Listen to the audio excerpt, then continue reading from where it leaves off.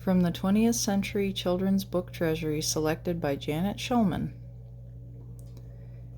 Make Way for Ducklings. Written and illustrated by Robert McCloskey. Mr. and Mrs. Mallard were looking for a place to live, but every time Mr. Mallard saw what looked like a nice place, Mrs. Mallard said it was no good. There was sure to be foxes in the woods or turtles in the water, and she was not going to raise a family where there might be foxes or turtles. So they flew on and on. When they got to Boston, they felt too tired to fly any further. There was a nice pond in the public garden, with a little island on it. The very place to spend the night, quacked Mr. Mallard, so down they flapped.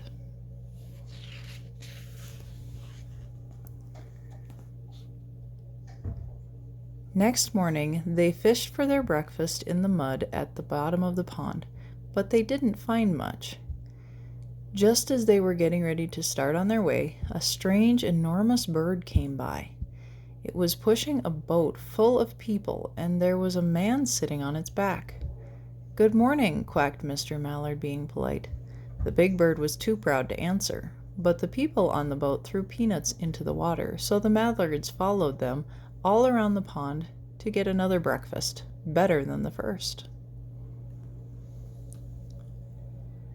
"I like this place," said Mrs. Mallard as they climbed on the bank and waddled along.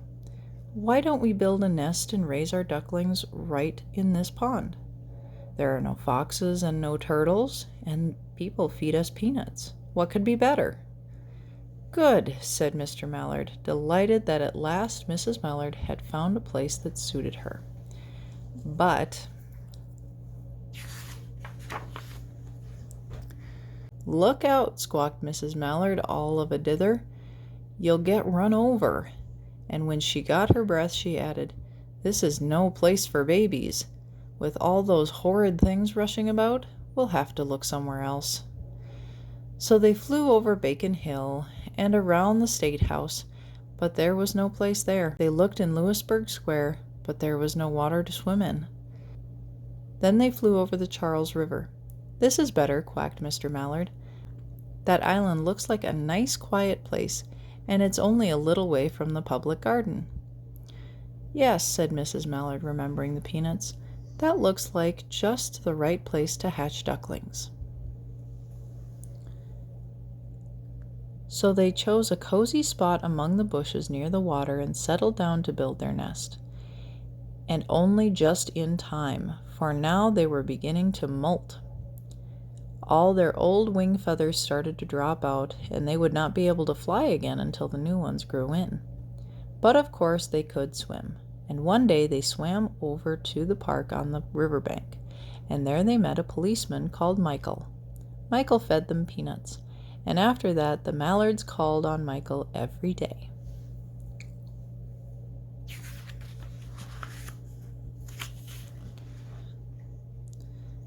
After Mrs. Mallard had laid 8 eggs in the nest, she couldn't go visit Michael anymore because she had to sit on the eggs to keep them warm.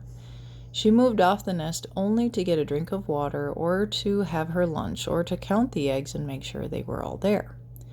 One day the ducklings hatched out. First came Jack, then Cack, and then Lack, then Mack and Knack and Oack and Pack and Quack.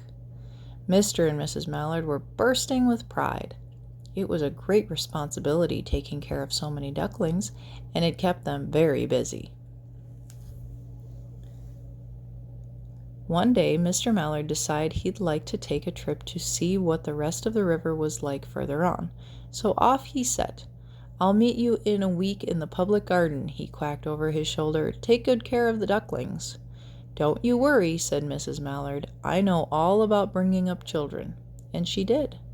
She taught them how to swim and dive. She taught them how to walk in a line, to come when they were called, and to keep a safe distance from bikes and scooters and other things with wheels. When at last she felt perfectly satisfied with them, she said one morning, "Come along, children, follow me." Before you could wink an eyelash, Jack, Cack, Lack, Mack, Knack, Whack, Pack, and Quack fell into line, just as they had been taught. Mrs. Mallard led the way into the water, and they swam behind her to the opposite bank.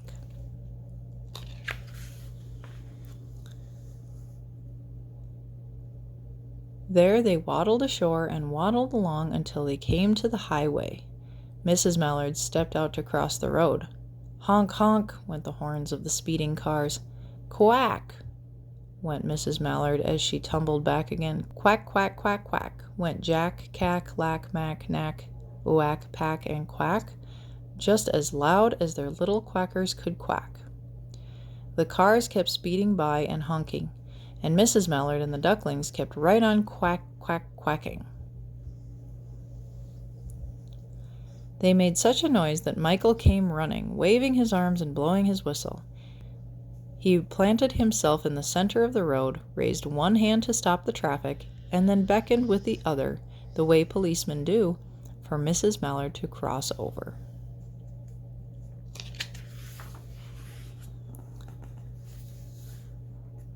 As soon as Mrs. Mallard and the Ducklings were safe on the other side and on their way down Mount Vernon Street, Michael rushed back to his police booth. He called Clancy at headquarters and said, "There's a family of ducks walking down the street." Clancy said, "Family of what?" "Ducks," yelled Michael. "Send a police car, quick."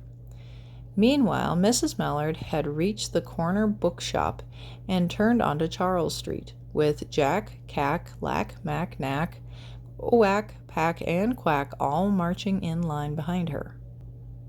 Everyone stared. An old lady from Beacon Hill said, "Isn't it amazing?" And the man who swept the streets said, "Well, now, ain't that nice?" And when Mrs. Mallard heard them, she was so proud she tipped her nose in the air and walked along with an extra swing in her waddle. When they came to the corner of Beacon Street, there was a police car with 4 policemen that Clancy had sent from headquarters. The policemen held back the traffic so Mrs. Mallard and the Ducklings could march across the street right on into the public garden. Inside the gate, they all turned around to say thank you to the policeman. The policeman smiled and waved goodbye.